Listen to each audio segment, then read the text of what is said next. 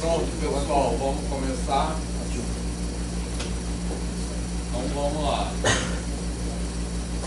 Então, o pessoal acho que já está emendando o feriado, né? Mas beleza. Então, nós estamos chegando perto do final, né? Agora nós temos esses 3 debates temáticos no final, né? Como vocês sabem. Agora a gente só vai ter aula de novo daqui a 3 semanas. Semana que vem é o feriado do dia 20, depois é a SIAC. Não tem como a gente ter aula durante o SIAC, muita gente vai apresentar trabalho, etc. E aí depois nós temos uma aula dia 3 de dezembro, uma aula dia 10 e a gente encerra. São os 3 últimos debates temáticos, beleza, pessoal?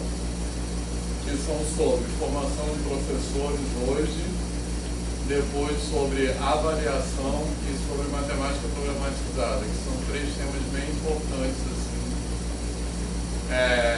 em termos da gente pensar sobre a atuação docente, beleza? E hoje nós não temos convidados, hoje eu mesmo vou falar sobre isso aí, mas enfim. E hoje a gente vai falar, então, como vocês estão lendo aí, sobre formação de professores como um campo de pesquisa, beleza? A gente, dentro da área de educação, e também dentro da área de educação matemática, especificamente, das sub-áreas de pesquisa mais importantes hoje em dia, mais discutidas, é a formação de professores. E é a área que tem tudo a ver com o curso que vocês estão fazendo, com a profissão que vocês estão estudando para exercer. Beleza, pessoal? E aí a gente vai falar sobre alguns autores e autoras que falam coisas importantes sobre formação de professores, como eu estou dizendo ali, como campo de pesquisa, né? Ou seja, a gente vai discutir hoje o que é fazer pesquisa em formação de professores. Esses 3 debates temáticos, né, assim, são sobre 3 temas. Como eu disse, eu acho que são muito importantes. Eles ficaram para o final da disciplina, ficaram exatamente as 3 últimas aulas. Mais ou menos, não foi de propósito isso não, tá? Mais ou menos acidental, porque como todos tinham convidados, a programação da disciplina depende muito da disponibilidade desses convidados, beleza? Então, essas 3 aulas ficaram como as últimas da disciplina muito por causa disso, certo? Mas eu acho, por um lado, que também é bom a gente falar de formação de professores do ponto de vista do que os autores falam sobre isso, depois de ter tido todas as rodas de conversa que nós fizemos. Beleza? Porque aí agora eu vou pedir que vocês tentem relacionar as coisas que nós vamos falar hoje com essas rodas de conversa. Beleza, pessoal? Tranquilo? Quer dizer, eu acho que se a gente começar a falar, se a gente falasse antes disso que a gente vai falar hoje, ficaria muito abstrato, assim. Que a gente vai falar um monte de autores que falam teorias sobre formação de professores, né? E senão a gente fica muito assim, uma coisa solta. Então agora eu acho que desse jeito é melhor a gente falar disso depois de ter tido todas aquelas rodas de conversa. Tranquilo? Porque eu acho que essas rodas de conversa elas têm a intenção de mostrar o quão complexa pode ser a prática docente, né? Quando a gente dá aula em diferentes contextos e ao mesmo tempo. Beleza, pessoal? Certo? Então eu queria que ao longo da nossa aula de hoje vocês fossem pensando nisso. Tá legal? Bom, e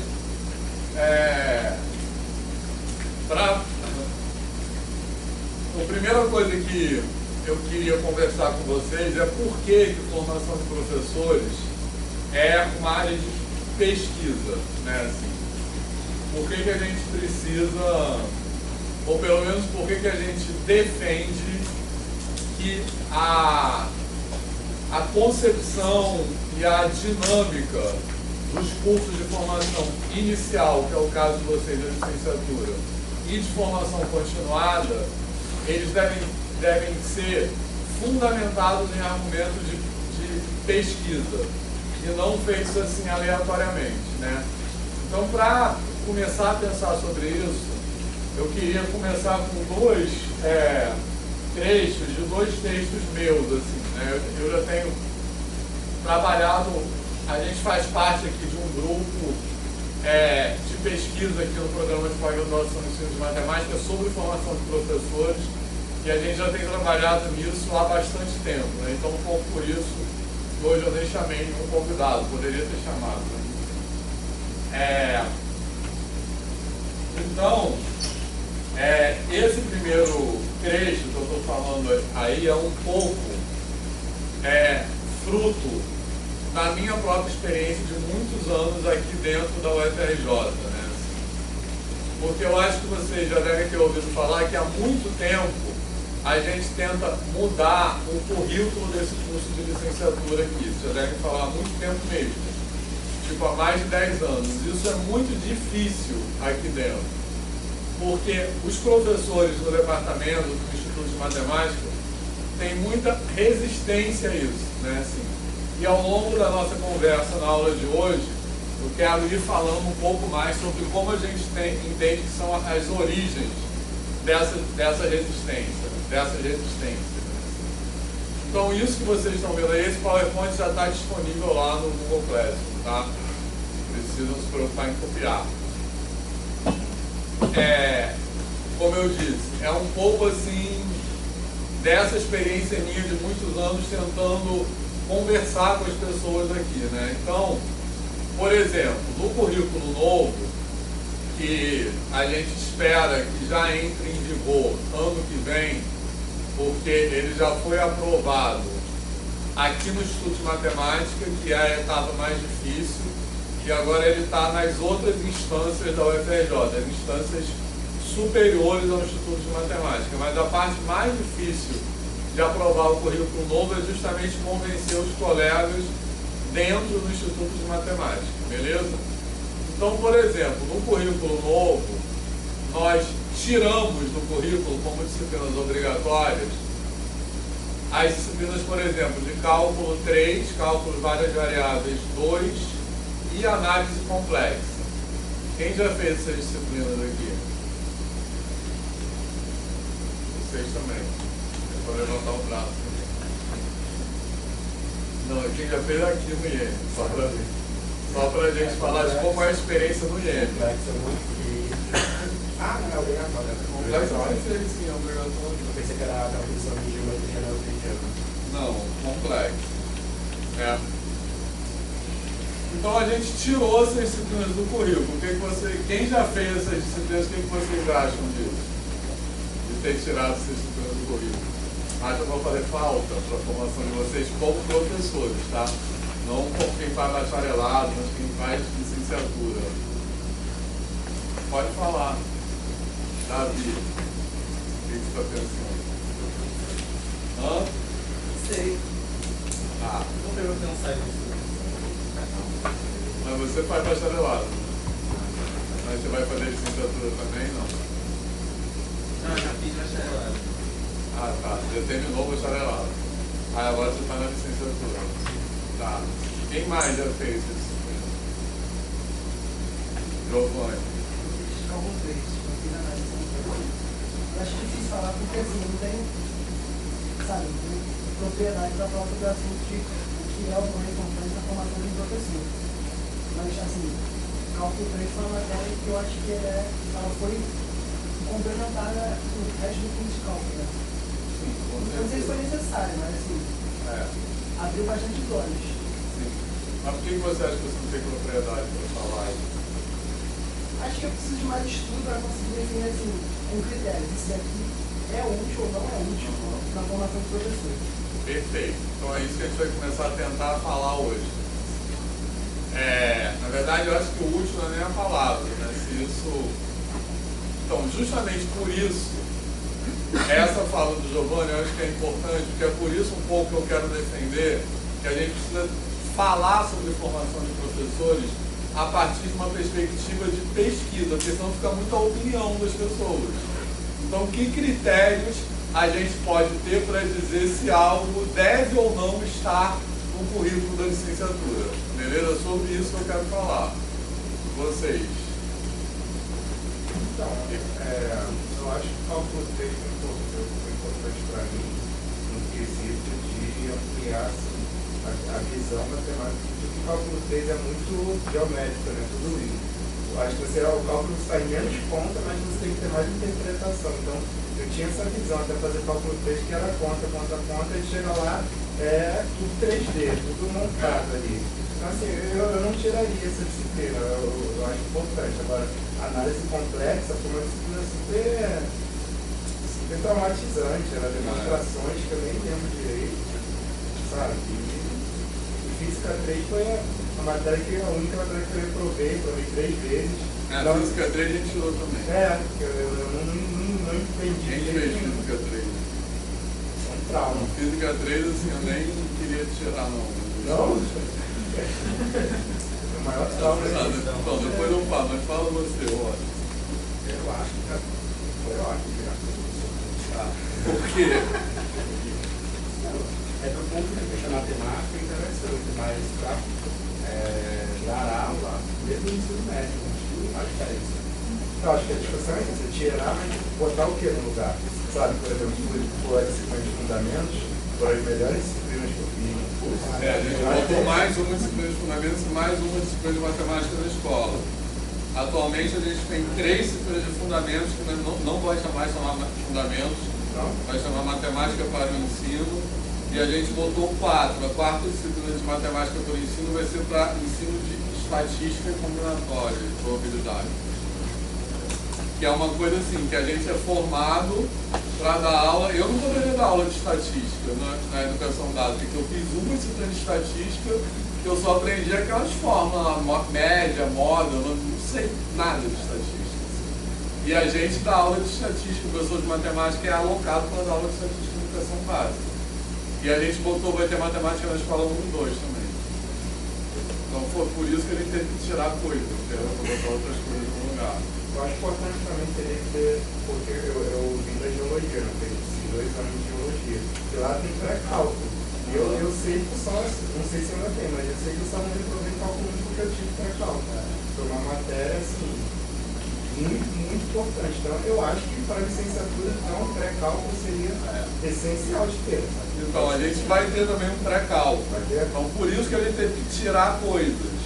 Porque a gente está botando um monte de coisa. Só que não é mesmo pré-cálculo, assim, mas é uma disciplina, assim, que tem por objetivo fazer a transição entre a matemática da educação básica e a matemática da universidade. Beleza? Como seu nome, cálculo pode ter um problema, né? Se for um professor para a visão problemática, vai transferir o problema do cálculo para o pré-cálculo. Exatamente. Rapidinho, Patrícia. Só para concluir. Então, isso que o Washington falou é muito importante. O problema do pré-cálculo é que, às vezes, tem experiências de pré-cálculo em algumas instituições que o alto índice de reprovação do cálculo se transfere para o pré-cálculo. Aí não adianta nada. Então, o que a gente vai fazer aqui? É uma disciplina que não chama pré-cálculo, eu não lembro o nome dela, mas é uma disciplina assim, que tem por objetivo fazer essa transição. Só que ela é sem uma ementa pré-fixada. A ideia é que a gente vá determinando o que vai ser estudado a partir das sugestões que os calouros trazem, entendeu? E não uma coisa que você diga antes, porque... E a ideia é que não tenha reprovação, seja reprovação só por falta. Fala, Patrícia. Mas aí, por exemplo, vai encaixar essas novas matérias e quem já está muito à frente fez essas matérias. Então, e essas outras matérias que vão vir. Boa pergunta. Como é essa que pergunta é importante. ficaria a emenda da pessoa? Então, quem já está mais à frente, não tem como, assim, a gente vai ter 2 versões curriculares, tá? A versão curricular atual, que eu não sei de que ano que é, e a próxima, 2025. Beleza? não tem como vocês pegarem alguma matéria de cada um. Vocês têm que optar por uma versão curricular. Então, quem entrar ano que vem, se for aprovado até a data da matrícula dos calouros, tá? Senão vai ser só para o outro ano. Depende da tramitação aí. Mas digamos que seja. Quem entrar ano que vem, obrigatoriamente vai entrar na versão curricular nova. Quem já está no curso pode optar pela versão curricular nova. Aí vocês têm que olhar esse currículo e fazer a conta ver se vale a pena ou não. Vocês, porque na minha opinião ele é um currículo melhor. Mas tem que fazer a conta se vai atrasar muito a formatura de vocês. E no momento que vocês optarem, não pode mais voltar atrás, tá? Certo? E também, outra regra que é importante vocês saberem. Quem passar do tempo máximo de integralização, que é 1,5 vezes o tempo normal, é obrigado a passar para a versão nova. Então pode se atrasar mais ainda. No bacharelado teve essa mudança, né? No bacharelado aí, todos os alunos que tinham 40% acima já ficaram no antigo e 40% abaixo já migraram automaticamente para nova. Mas isso porque a formação do bacharelado... eu não sei se também vai ser... Não. Ah, tá. Na verdade, assim, eles nem poderiam fazer isso, tá? Rigor, depois eu corto essa parte. Porque isso é uma opção do aluno. O aluno que está numa versão curricular, ele não pode ser obrigado pela coordenação do curso a passar para o currículo novo. A não ser que ele ultrapasse o tempo máximo de integralização. Porque aí há um entendimento que a universidade não tem mais obrigação com aquele aluno, entendeu? Porque ele ultrapassou, aí ele é obrigado a passar, mas um aluno ele não tem a escolha do aluno. Quem não tem escolha são os alunos novos, que vão entrar já naquela, entendeu? Enfim, mas aí vocês têm que ver se vai valer a pena ou não. Beleza? Sai o eletromagnetismo quando vai sair? Sai o eletromagnetismo? Sai. Que bom. Sai eletromagnetismo. Graças a Deus. Então, basicamente, para quem está bem no começo do curso, para quem entrou esse ano, então, é mais possível que vale a pena. Para quem tem mais adiantado, não. Entendeu? Só para confirmar, sai o cálculo 3, o eletromagnetismo e qual é a outra? Vai sair? Análise complexa. E quais que vão entrar? Aí vai entrar matemática na escola 2, vai entrar ensino de estatística combinatória, que eu acho matéria muito probabilidade, importante, e vai entrar pré-cálculo, entendeu? Mesmo já tendo, não é pré-cálculo, é outro Mas nome. aí, tipo, quem é que já passou no cálculo 1 e o 2, precisa fazer o pré-cálculo? Precisa, porque é uma matéria obrigatória no currículo. Mas ela reprova ou não? Só reprova por falta. Tá bom. Não reprova por... Não, a ideia é que não tenha prova nessa disciplina. Então, Porque justamente, veja bem, a ideia dessa disciplina, entre aspas, pré-cálculo, não é uma disciplina para ajudar as pessoas. Então não faz nenhum sentido que uma disciplina para ajudar as pessoas tenha reprovação. Entendeu? Beleza? Nesse ano já começou, né, na verdade, o Mas pré-cálculo. não como uma disciplina obrigatória. Foi mais uma conversa com os próprios calouros, né? Quem gostaria de ir, e aí também não teve a prova, né? Mas o que o senhor disse sobre o que foi transferido de cálculo para pré-cálculo aconteceu, porque as pessoas em pré-cálculo, tipo, não tem reprova, mas eles faziam provas, e eles iam para provas desesperados. Tipo, a gente não sabe fazer, não conseguiu entender, e assim, aí a gente fica lá. A ideia dessa disciplina é que seja assim, as pessoas ali tragam as suas dúvidas e a gente estudando junto com as pessoas. Gente, O tempo de curso continua o mesmo, né? não sei de cabeça, eu acho que aumentou um semestre. Eu acho que agora é 4 anos, né? 5 anos, seria 5 anos. É 4, eu não sei, não tenho certeza. Depois eu posso. 4 anos Atualmente e meio. é 4 anos e meio. 4 anos e meio. Não, acho que não aumentou não, mas eu posso conferir depois, tá? Eu não tenho certeza. Tanto que, como o senhor falou, essa disciplina de pré-cálculo seria realmente para ajudar. Eu vim de outra instituição, eu vim para cá por transferência externa, e lá tinha pré-cálculo como obrigatório, que era para ajudar para cálculo. Mas não era nem assim, o índice de reprovação de cálculo não ia para pré-cálculo. Tanto que na minha turma, só 4 passaram, tinha uns 40 alunos, pré-cálculo. Pois é. 4 pessoas passaram de 40. Então, Absurdo. isso é uma questão de qual é a concepção do pré-cálculo. Essa experiência que o Patrick está descrevendo, o pré-cálculo é para filtrar. O que a gente está defendendo nesse projeto do currículo novo não é um pré-cálculo para filtrar, é um pré-cálculo para diminuir a evasão, é um pré-cálculo para ajudar as pessoas a não abandonarem, a permanecerem no curso. Então, são duas concepções completamente diferentes, perceberam a diferença? Beleza? Outra coisa, também eu acho que ainda as provas são unificadas, para engenharia, São, cara, isso isso não faz sentido nenhum. Eu acho um absurdo isso tudo bem. Mas só Álgebra para linear, linear. álgebra linear e os cálculos, né? É. Álgebra linear também é unificado? Eu acho São 6 provas, eu acho 6 provas lineares, né? Bacharelado ou licenciatura? Para licenciatura. Não. Não é mais unificado, não? Doutor não é unificado, não. A minha, pelo menos, álgebra linear não é a segunda. Não, há dois. Só a Então, integral é. Mas o cálculo não. Ah, tá. O cálculo 1 ele está integrado, ele está unificado, só que as provas não são mais unificadas. O formato da prova é unificado, só que cada professor tem uma maior liberdade agora, né? Mas é a mesma prova, hein? Então, no primeiro semestre foi a mesma prova. Agora no segundo, o cálculo 1 não foi a mesma prova, cada professor está com o seu. Sério? Não, eu acho um absurdo o cálculo da matemática ser o mesmo cálculo da engenharia. Mesma coisa que a álgebra linear, também eu acho que é. Mas enfim. E vocês, Carol e Adriano, que fizeram em outras instituições, tem algo a dizer sobre essas disciplinas de análise? Não sei se fizeram isso, mas algo cálculo 3, análise complexa, física 3. Eu fiz na FETEC, né? Aí quem fez o currículo da FETEC? Depois de aula. Legal. Aí o negócio foi diferente. Só que uma coisa que o Washington falou, que é importante, foi a análise. Foi a minha maior crítica da faculdade. Porque dependendo do professor, o currículo pode ser o mais bem estruturado que seja. Mas se o professor quiser transformar aqui em bacharel, ele vai transformar. Foi o meu caso. O currículo lá estava todo perfeitinho, mas eu tive análise de bacharel. Não foi nada associado com a escola.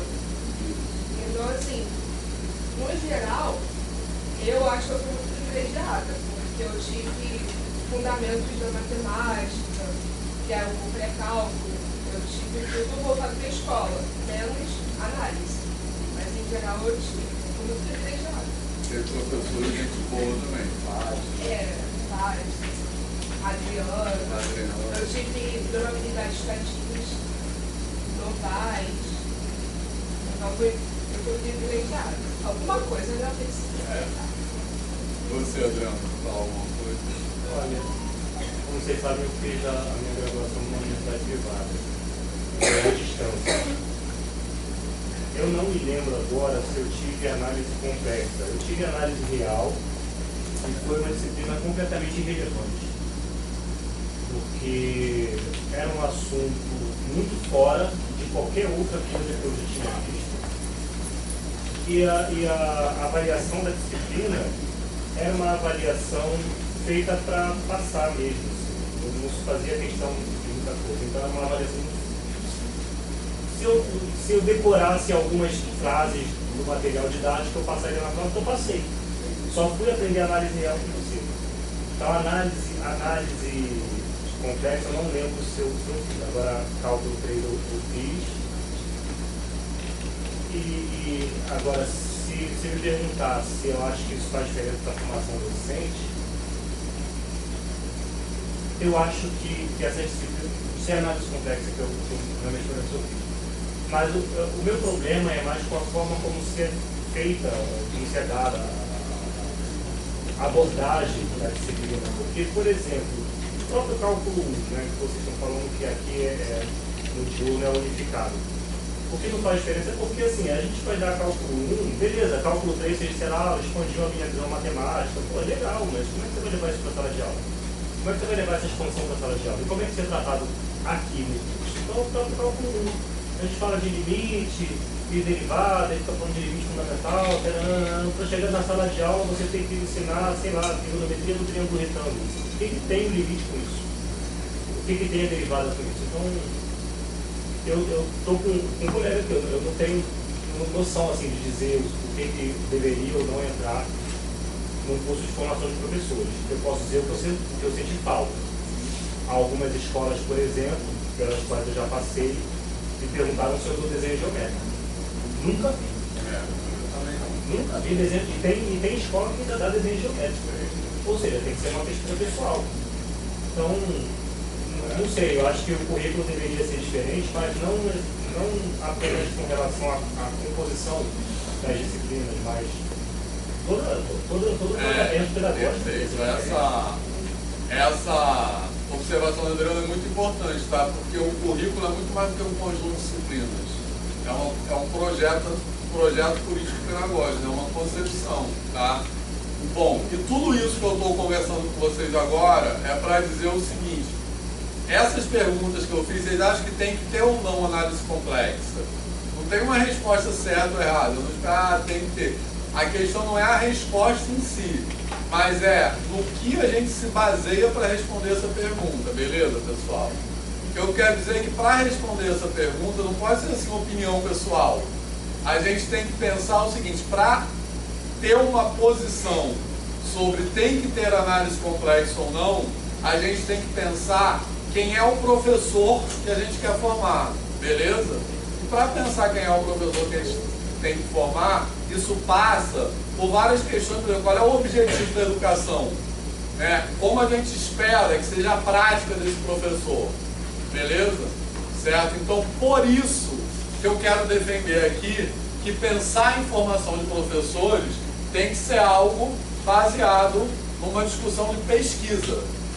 O que isso significa? Que vai além da opinião pessoal das pessoas. Beleza, pessoal? Deu para entender o que eu quero dizer? Certo? Tranquilo? Então, por exemplo, isso aí é o que eu vejo as pessoas argumentando. Argumentos com base em tradição, experiência e preferência, né? Só eu falei essas disciplinas cálculo 3, análise complexa, para dar um exemplo, né? Que as pessoas assim, tem que ter ou não análise complexa. Aí a pessoa fala assim: ah, tem que ter porque sempre teve, então tem que ter também. Ou então fala assim: tem que ter porque quando eu fiz o curso tinha.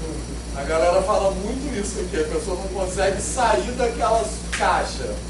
Ou então, ah, tem que ter porque eu gosto. Entendeu? Professor. Beleza? Mas, por exemplo, e se alguém que está na faculdade, no futuro fizer mestrado e doutorado e quer dar aula na universidade, essas matérias não seriam importantes para essa pessoa? Então, mas isso tem a ver com o que eu estou falando.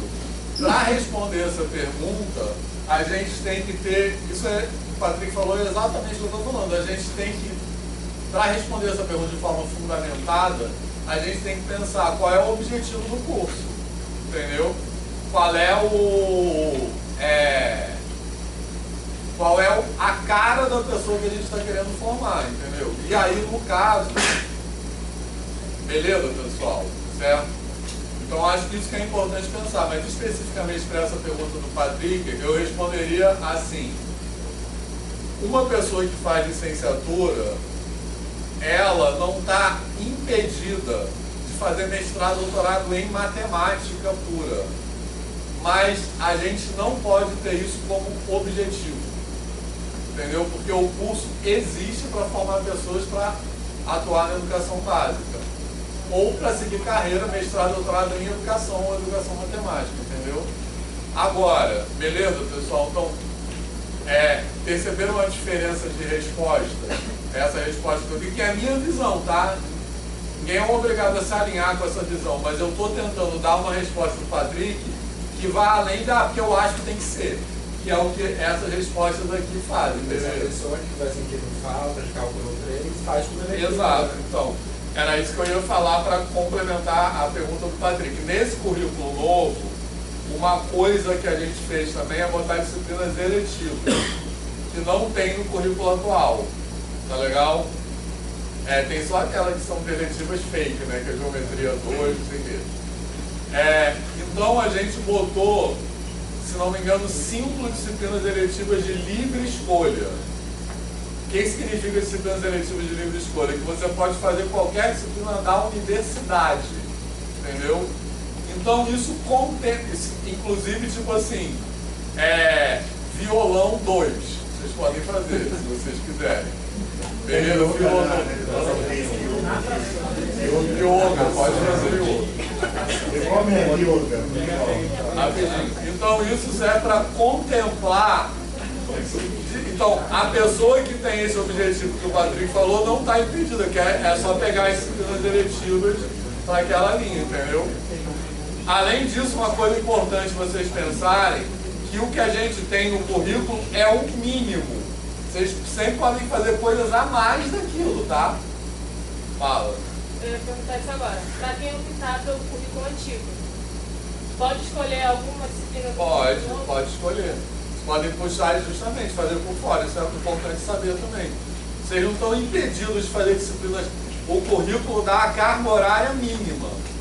E quais são as disciplinas obrigatórias, mas vocês estão impedidos de fazer disciplinas a mais. Beleza, pessoal? Certo? Tranquilo? Ah, bom. Esse PowerPoint eu super grande, não sei se vai dar tempo de passar em tudo, mas enfim. Não vai. Você ouviu esse PowerPoint? Enfim, vamos falando assim. Eu acho que nunca na minha vida aconteceu isso. Eu preparar um PowerPoint para alguma coisa e conseguir ir até o final. Mas enfim, vamos lá. E aí outra coisa que eu acho que é importante para tudo que eu quero falar em seguida, que é uma coisa que é muito presente nas instituições de ensino superior, é pensar, que é o que, que eu estou falando aí nesse trecho, é pensar na licenciatura como um subbacharelado. Vê se vocês percebem isso aqui, principalmente quem já está na instituição há mais tempo, beleza? Então, é pensar na licenciatura, como eu estou dizendo aí, de uma perspectiva negativa. O que eu quero dizer com isso? É que quando pensa a licenciatura é um bacharelado mais facilitado, beleza? Certo? Tem a ver isso com a experiência de vocês aqui? Percebem isso? O que dá para assim, pensar um pouco, visando essa ideia de que, porque são bem parecidos, não? São muito parecidos na verdade. O que difere de bacharelado para licenciatura são as matérias de educação e algumas outras de bacharelado que são matemática pura, assim, as mais avançadas, né? E aí são essas as diferenciações, porque os 2 primeiros anos, os 4 primeiros semestres são puramente iguais. Só uma ou outra matéria de educação que está ali na grade, só que a grade do bacharelado e da licenciatura são bem parelhas, então tudo que um faz, o outro faz, e aí de fato fica muito parecido, né? Licenciatura e bacharelado. Isso. Então, aí o que os autores que eu vou mostrar para vocês em seguida vão defender é que é importante a gente pensar a licenciatura não deve ser pensada como uma vertente do curso de bacharelado, beleza? A licenciatura tem que ser pensada porque a atividade profissional de um professor de matemática é diferente da atividade profissional de um matemático, beleza? Né? Então, que a maioria, assim, nesse campo que os autores defendem, aqui a licenciatura tem que ser pensada como um curso com personalidade própria, beleza? Tranquilo, pessoal? Certo? E isso tem a ver com algumas coisas que a gente está falando, que a gente já falou aqui, que é o seguinte.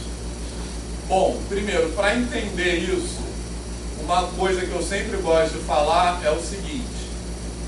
Uma coisa muito assim central que diferencia a licenciatura do bacharelado é que vamos dizer assim, o compromisso, o objetivo, digamos assim, a finalidade do trabalho do professor é a formação das pessoas. E a finalidade do trabalho do bacharel é o conteúdo. Beleza? Então, o nosso compromisso, o nosso que eu também me identifico como professor, tá? O nosso compromisso não é com o conteúdo, embora a gente tenha, não estou dizendo que a gente não tem que saber matemática para ser professor, tá? Mas a atividade fim da nossa profissão não é o conteúdo. A atividade fim da nossa profissão é a formação das pessoas. Beleza, pessoal? Tá claro isso para todo mundo? Alguém discorda, não entendeu o que eu quis dizer? Certo? Uma consequência disso, que a gente vai ver mais para frente também nesse PowerPoint, é que o saber de referência do professor não é só a matemática. E do bacharel praticamente é, né? Assim, suas áreas, suas aplicações, digamos assim. Beleza? Tranquilo? Então, o que eu quero dizer com saber de referência? Aquilo que a gente tem que aprender para exercer a profissão. Tá legal? Não é só o conteúdo matemático. Eu acho que as rodas de conversa mostraram isso. Pelo menos a minha intenção foi essa. Não sei se deu certo. Beleza? Tranquilo? Que não é só a gente aprender assim, fração. Só aprender função, fração, geometria. Isso não te habilita a dar aula, por exemplo, num presídio, numa escola quilombola. Então, o conjunto de saberes de referência que constituem a profissão docente vai muito além do conteúdo matemático. Fez sentido? Por isso que a gente não pode pensar, ou não deve pensar, na licenciatura como uma vertente do bacharelado, porque senão a licenciatura estará sempre subordinada ao saber matemático. Beleza? E repara, eu estou dizendo aqui, não é que a licenciatura não tenha nada a ver com o saber matemático, mas a atividade do professor não pode estar subordinada ao saber matemático. Fez sentido isso? Sim, pessoal. Querem acrescentar alguma coisa? Eu queria saber se tem alguma pesquisa sobre o perfil dos ingressantes no curso de matemática. Porque eu fiquei pensando o seguinte... Aqui? Se tem alguma pesquisa sobre o perfil dessas pessoas. Porque talvez também seria legal conhecer as expectativas de quem está entrando no curso, né? Sim, com certeza. Você entrou porque você realmente quer ser professor ou porque você quer ser um matemático? Exatamente. A gente, aqui no Labram, a gente já teve algumas ideias de projetos com isso. Teve a dissertação da Sheila, foi uma aluna aqui que ela estudou a permanência, né? Então, o que faz a pessoa não desistir do curso, entendeu? Mas isso é uma coisa bem importante, assim. As expectativas das pessoas e o que acontece com essas expectativas durante o primeiro ano de curso, né? Assim. Certo? Se a gente for falar sobre isso hoje, eu vou falar só sobre isso.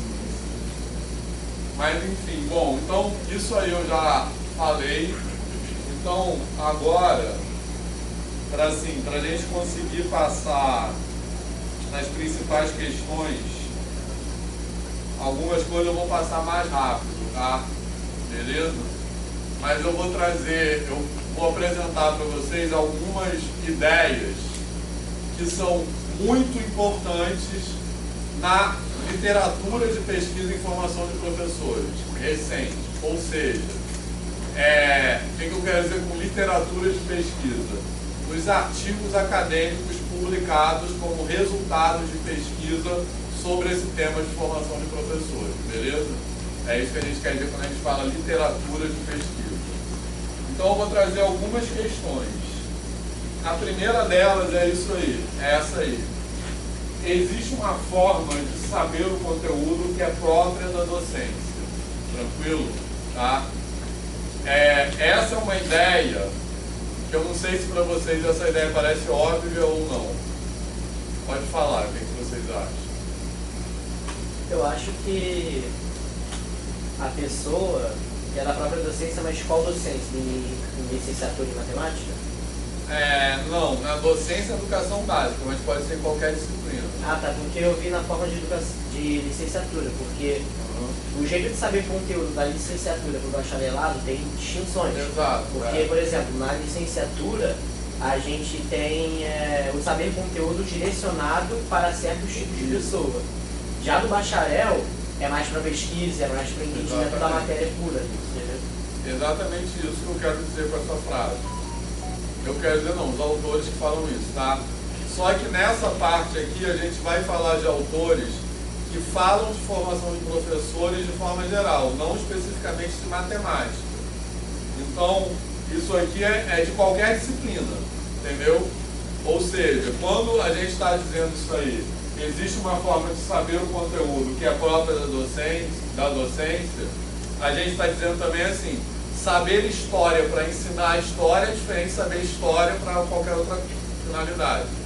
Beleza? No nosso caso é a matemática. Beleza, pessoal?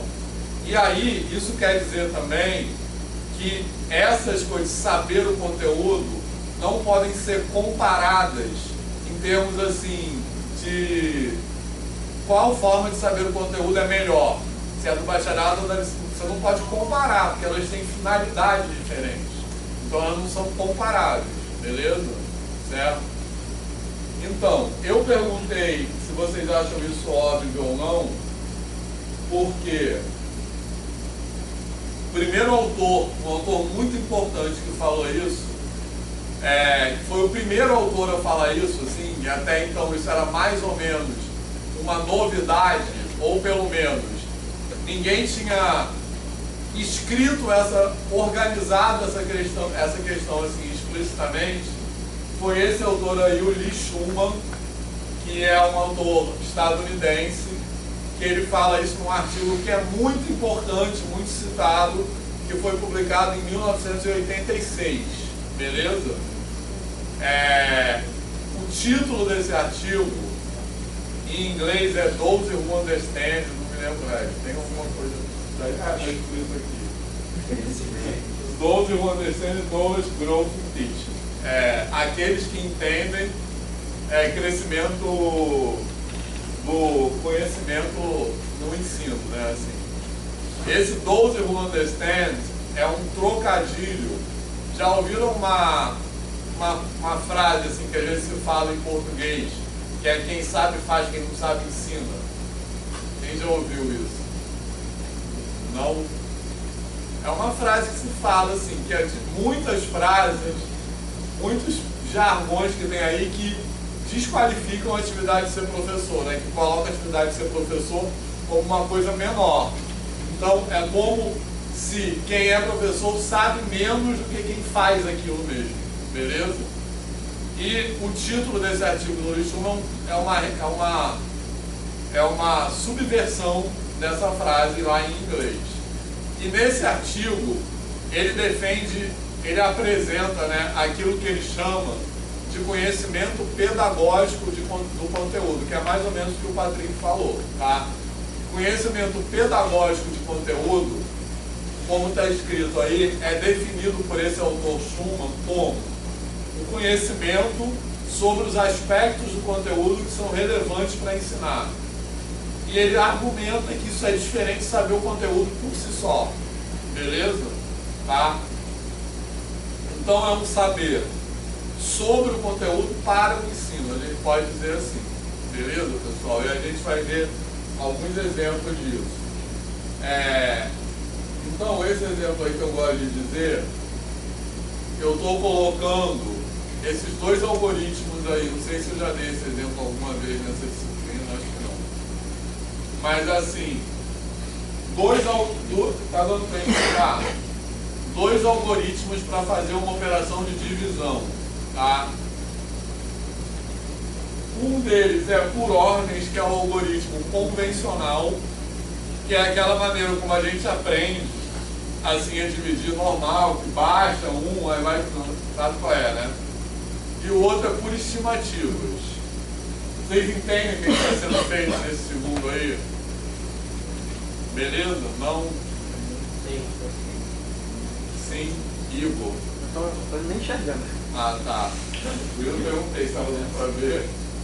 Mas olha só, tem um número ali. Não importa, 4.228 dividido por 6. Vamos ver se tem alguma coisa aqui que escreveu.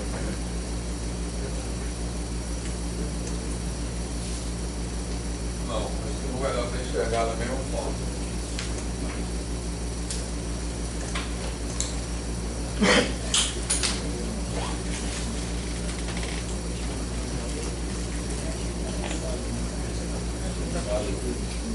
Olha só, 4.228 dividido por 6.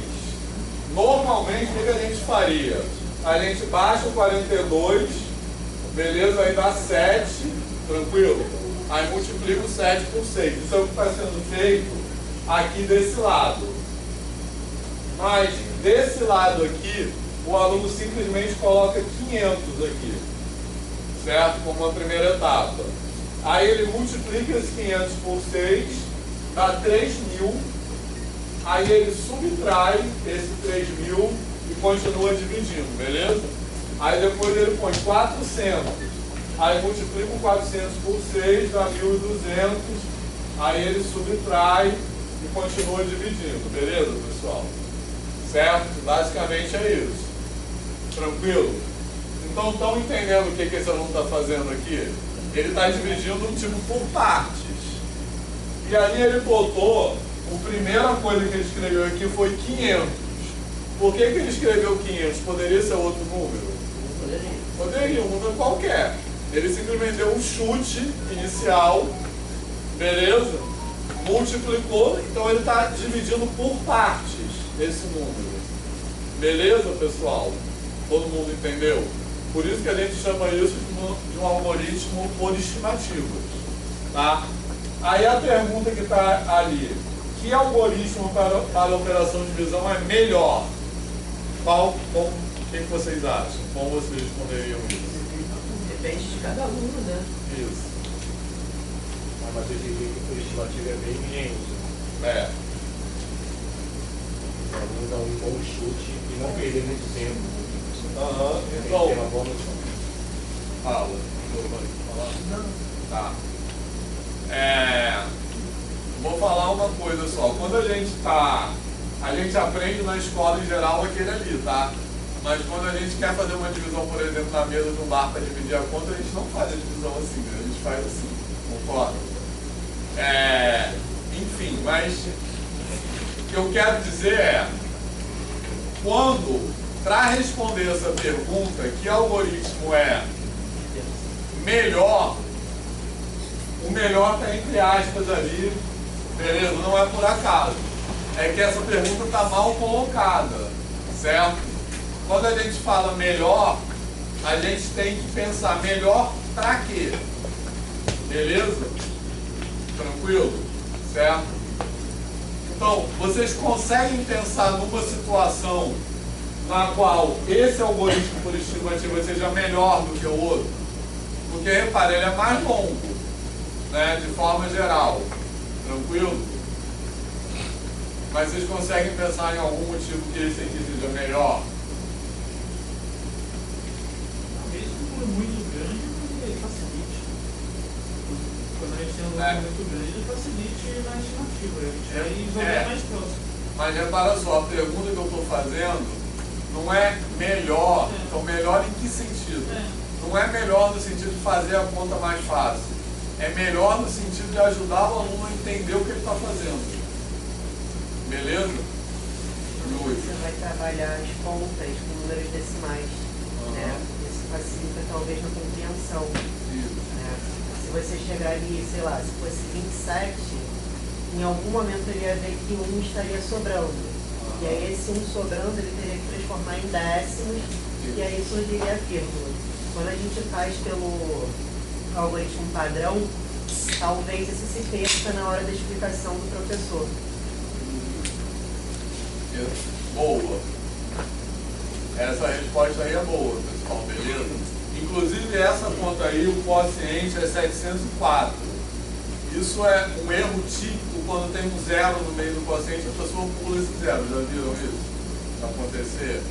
Quando isso acontece, é porque a pessoa está executando o passo a passo do algoritmo e não está entendendo nada que ela está fazendo. Beleza?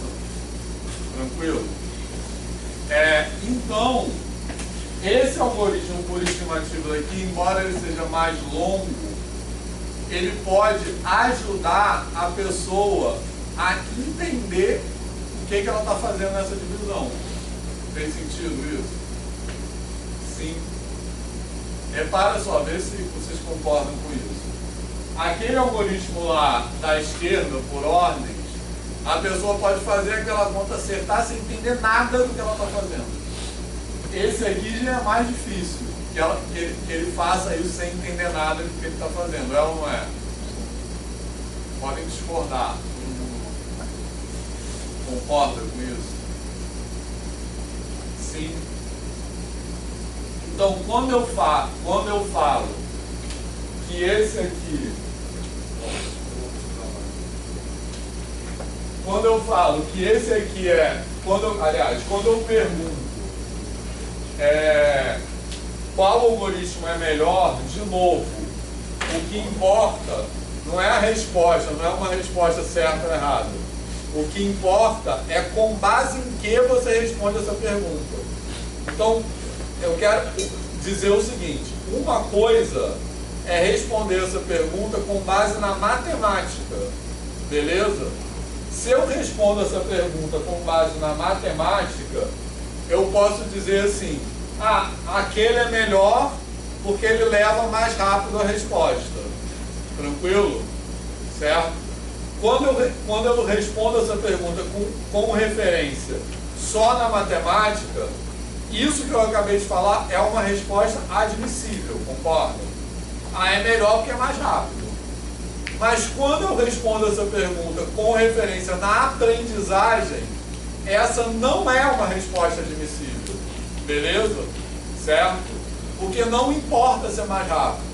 O que importa, não importa só, digamos assim, ser mais rápido. O que a gente precisa levar em consideração é se aquilo está de alguma forma contribuindo ou não para a aprendizagem do aluno.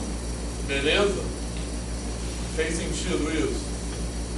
Então, essa pergunta aí eu estou colocando para ilustrar qual é o que quer dizer conhecimento pedagógico de conteúdo.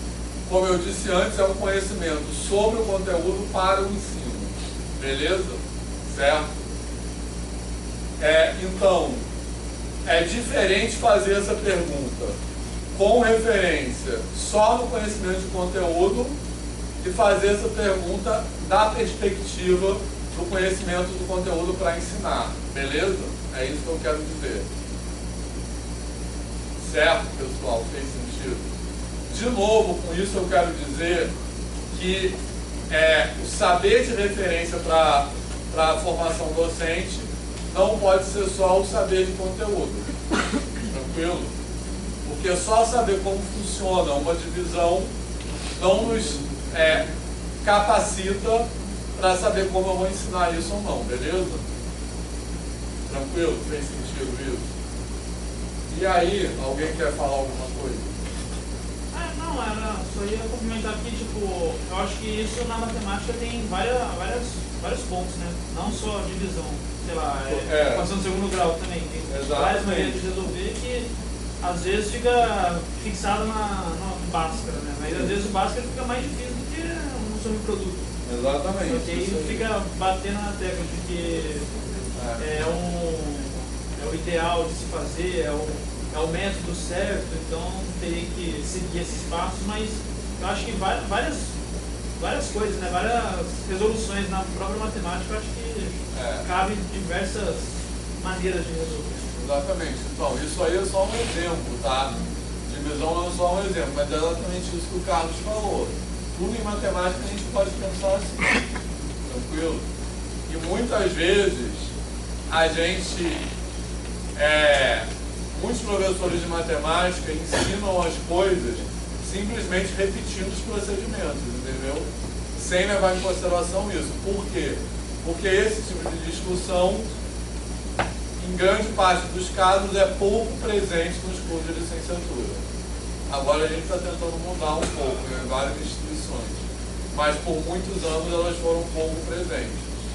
Beleza, pessoal? Aqui na graduação tem muito exemplo de quem sabe o conteúdo, mas não sabe passar. Os professores da graduação. Tem muito. Os professores da graduação. Tem muito. Mas e na educação básica, vocês tiveram professores assim também? Sim. Então, mas é... Fala. Então, no meu ensino médio, no terceiro ano, foi em 2020, então começou a pandemia e não deu muito tempo. Mas, por exemplo, não tinha professor de física por terceiro ano. Aí ficou... Não é engenhoso, mas é tipo assim, pegou a professora de biologia do primeiro e segundo ano e ela foi dar aula de física. Cara, a aula de física dela era a aula do professor Ferreto, do YouTube. Então, tipo assim, às vezes ela não sabia passar o conteúdo e tudo. Não, porque também não era culpa dela, não tinha o que fazer. Só que, talvez por conta da graduação dela, ela tem muito ego, assim, não, é assim mesmo, não sei o que, vai fazer Ela desse tinha jeito. muito ego? Ela é bem, tipo, lá na escola ninguém gostava dela. Só que a aula dela era igual a de qualquer professor no YouTube. Então, tinha gente que faltava a aula dela e Podia dizia... só assistir o YouTube mesmo na escola, cara. Enfim, mas olha só. Mas esse caso aí é um caso assim, que era de outra disciplina. Mas tem muita gente que sabe muito a própria disciplina e não sabe ensinar aquilo. Pois é. Fala. É o famoso, é assim porque tá escrito no livro. O meu exemplo foi no ensino médio. A professora, ela dando logaritmo na aula, alguém questionava, mas professora, como assim? É assim porque é assim, pronto. Aí a pessoa que não está conseguindo entender, por falta da humildade da professora de dizer, vamos lá, vamos olhar o porquê que você está errando e vamos partir desde o início. Aí fica tudo. Exatamente. Então, aí, isso que a gente vai falar mais sobre isso também. Bom, aí tem vários aspectos, tá? Como o Igor falou, tem muitos professores aqui na universidade que são assim, beleza? Que sabem muita matéria, dá pra ver que a pessoa sabe muita matéria, mas a pessoa não sabe ensinar ou não quer ensinar também, né? Tem isso. Ou acha que aquilo não é importante.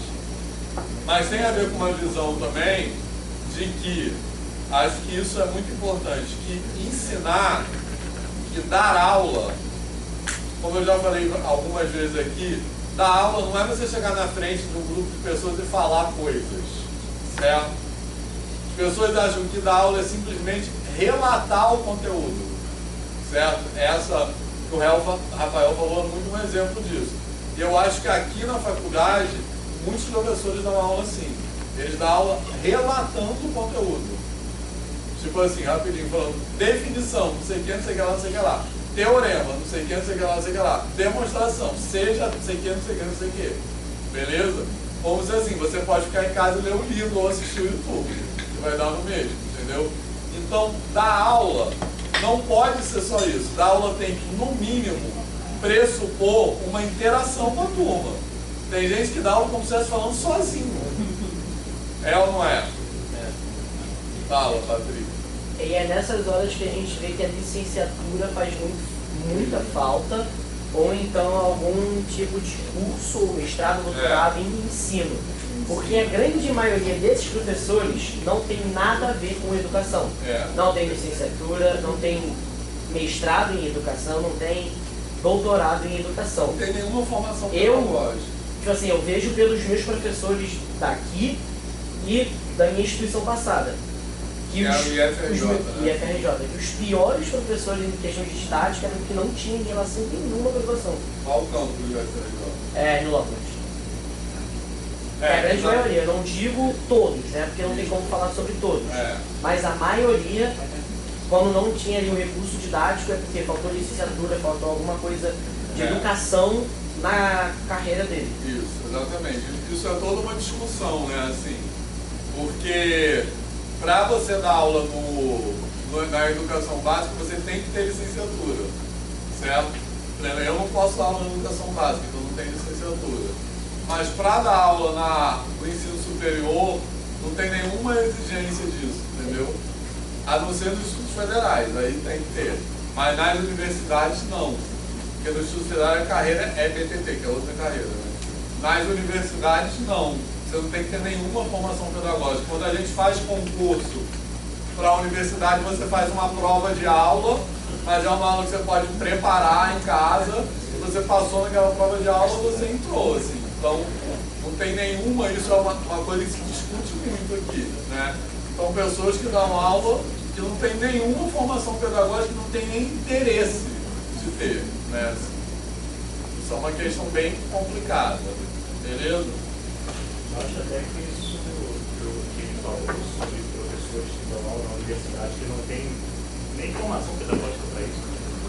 Acho que isso é muito responsável até por essa visão, porque nós que somos formados nas licenciaturas acabamos levando para a sala de aula essa visão de que a matemática é uma coisa sagrada, né?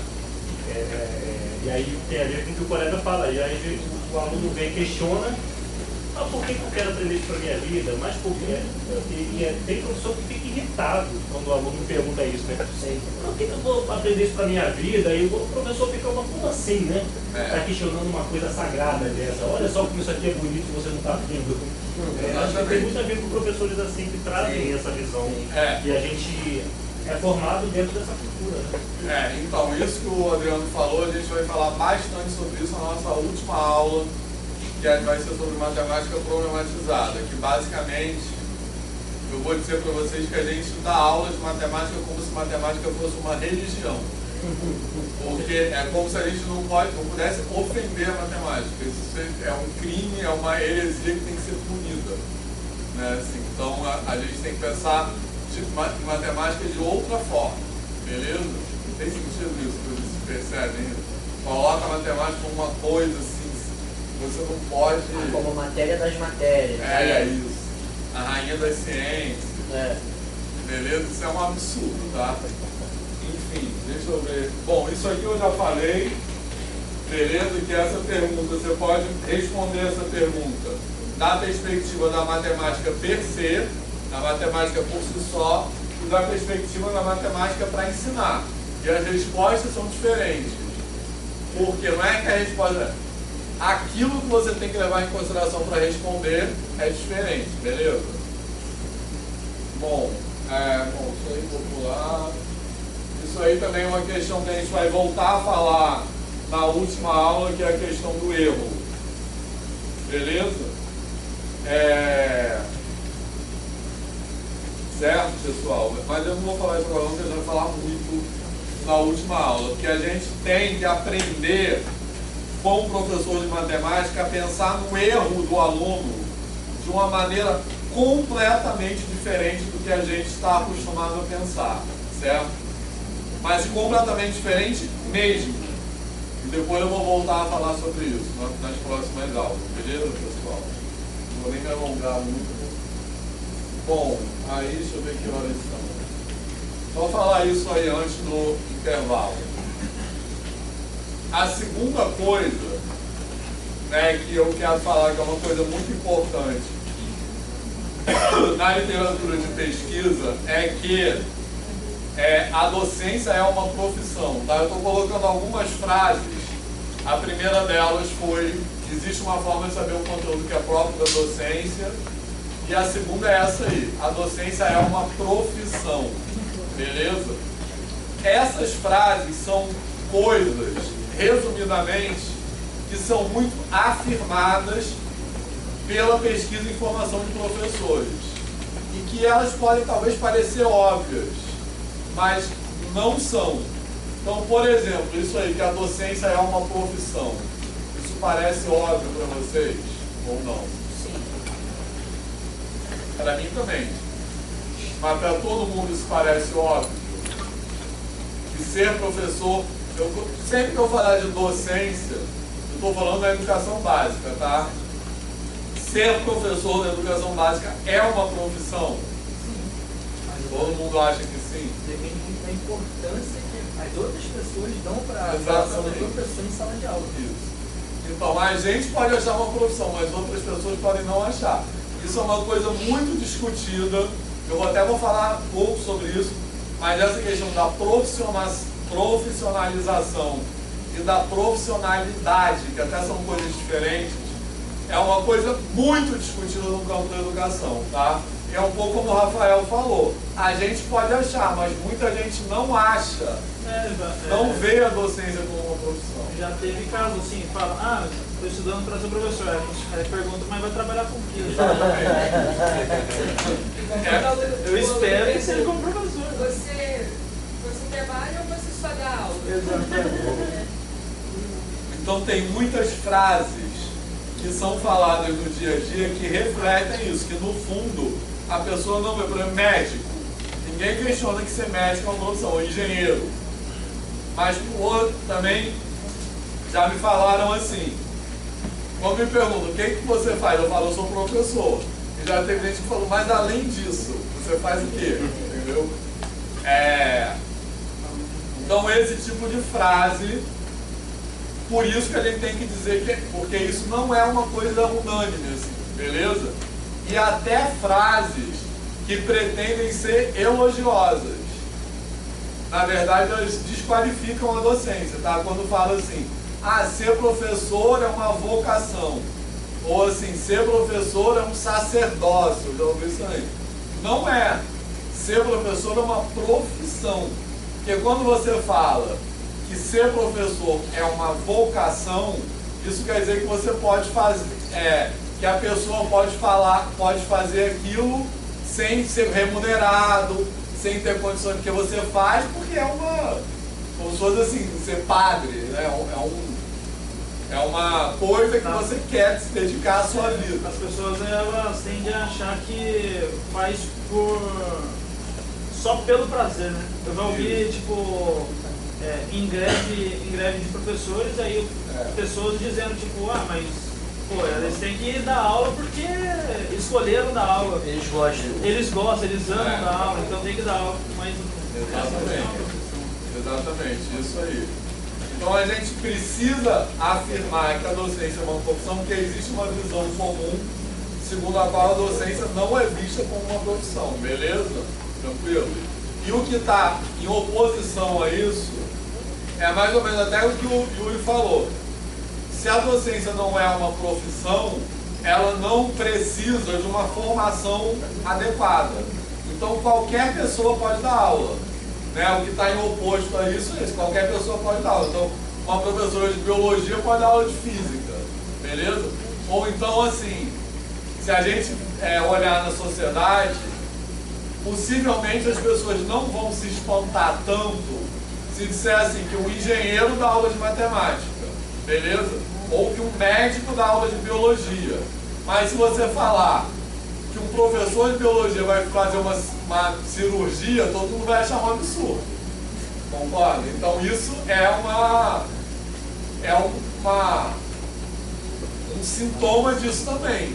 Que o que está em oposição à visão da docência como uma profissão é a visão da docência como algo que qualquer pessoa pode fazer, que não precisa, portanto, de uma formação específica para isso. Beleza? Tranquilo, pessoal? Tá? E aí, só para a gente ir para o intervalo, eu quero falar dois autores só aqui que são muito importantes nessa discussão sobre profissão docente. Tá? Um é o Tardif, Maurice Tardif, que é um autor canadense que morreu até há pouco tempo, esse ano, eu acho, no ano passado. E ele vai falar na epistemologia da prática. O que quer dizer epistemologia? Vocês sabem o que é epistemologia? Epistemologia é tipo assim, resumidamente, a filosofia do conhecimento, digamos. Então, a epistemologia é um saber, é um campo de saberes, digamos assim. Beleza? Então, o que o Tardif diz é que existe uma epistemologia que é da própria prática docente. Ou seja, que a epistemologia, que é isso, o conjunto dos saberes de referência que caracterizam a docência, não podem ser reduzidos aos saberes de referência da própria disciplina, que é mais ou menos aquilo que a gente já está falando aqui, beleza? O conjunto de saberes que constituem a docência, ou seja, a epistemologia, não pode ser simplificada simplesmente pela epistemologia da disciplina correspondente. Eu estou falando da disciplina correspondente porque esses autores não estão falando de matemática especificamente, tá? É de qualquer disciplina, beleza? Então, por isso que ele fala da epistemologia da prática. Ele quer dizer com isso que tem saberes que a gente constrói na prática docente, que a gente não aprende assim, que alguém ensinou pra gente, igual tipo álgebra, cálculo, que são coisas que nascem da prática, que é isso que ele fala aqui, ó. saberes da experiência, que é aqueles que brotam da experiência, são por ela. A experiência é a experiência docente, né? E são por ela validados. E por isso ele fala que a docência é uma profissão, porque existe uma epistemologia própria da docência. Beleza, pessoal? Certo? E que a prática docente é muito importante. Na volta do intervalo eu vou falar mais sobre isso, mas só antes da gente ir para o intervalo, um outro autor muito importante que fala sobre isso é o Antônio Nova, que é um autor português, que inclusive tem muito intercâmbio com a UFRJ, que o projeto do Complexo de Formação de Professores da UFRJ é baseado no trabalho dele, e ele vai falar muito também da formação inicial, né, dos cursos, como se fosse a licenciatura nossa, como se fosse que em outros países é de outra forma, tá? Na Europa, por exemplo, a formação docente é completamente diferente da nossa, beleza? Mas ele vai falar que, como a docência é uma profissão, então a formação docente tem que ser uma formação profissional. E ele fala essa frase aí que eu acho que é muito bacana, que formar um professor é introduzir alguém na cultura da profissão, tá? Isso quer dizer, por exemplo, é introduzir, que não é simplesmente saber álgebra, saber geometria, saber cálculo, etc. Que para introduzir alguém na cultura da profissão, durante a formação, vocês têm que ter contato com professores que lecionam na educação básica, que são eles aqui, ó, beleza? Eles aqui. E você tem que ter contato com a escola. Você tem que estar na universidade e estar na escola, certo? Então, ser introduzido na cultura da profissão quer dizer isso. Então, formar um professor, pensando como uma formação profissional, como ele fala, é muito mais que as disciplinas de conteúdo, beleza? E ele fala no terceiro lugar, né, que é o locus, né, ou seja, para formar um professor, a gente não pode formar um professor só na universidade, tranquilo? A gente tem que formar na universidade e na escola. Isso é muito evidente, o Nova fala muito disso, da comparação com outras carreiras, né? Ele fala muito em particular da comparação da carreira docente com a carreira médica, beleza? Aí ele fala isso querendo dizer o seguinte, que a formação docente é uma formação pouco profissionalizada, ou melhor, pouco orientada profissionalmente. A formação médica é uma formação muito orientada profissionalmente, beleza? Certo? Não quer dizer que a formação médica é boa não, tá? Ela pode ter vários defeitos, mas ela é muito orientada profissionalmente, beleza? O que isso quer dizer? Que é inconcebível ter a formação de um médico que não aconteça no hospital, também, além da universidade, ou na clínica. Por exemplo, igual eu falei aqui semana passada, meu companheiro dá aula para... não sei se eu falei isso não, eu falei que ele era professor da UF, né? Mas ele dá aula para medicina da UF. A disciplina que ele dá é dentro do hospital. E é no primeiro período. Então, no primeiro período, o aluno já vai para dentro do hospital. Beleza? Na formação do professor, muitas vezes não acontece isso. A escola, como um lugar que faz parte da formação, não é tão presente. Beleza? E outra coisa, comparando assim com a formação do médico. Na formação do médico, quando tem um cara que leciona na medicina, mas que também atua profissionalmente, esse cara é muito valorizado, né? Por exemplo, um cara que é professor da faculdade de medicina, mas tem um consultório, ou trabalha no hospital. Esse cara é muito valorizado. Aqui na formação do professor, não. O cara que dá aula na faculdade e dá aula na educação básica é desvalorizado. Beleza? Então são algumas coisas que ajudam a perceber o quanto a formação de professores não leva em conta essa perspectiva profissional. Fez sentido isso? Outra coisa é que quem está aqui na medicina já arruma trabalho. Se demora 6 meses no máximo e já está trabalhando. Verdade, isso tem a ver com a valorização social da profissão. Agora, pô, você pode conhecer um monte de gente que terminou licenciatura e ainda está tentando concurso para aí sim conseguir alguma coisa. Sim. É isso. Por quê? Porque medicina é uma coisa muito valorizada na sociedade, né? Beleza? Enfim, é isso. É isso pro intervalo, tá? Na volta do intervalo a gente continua falando sobre isso aqui.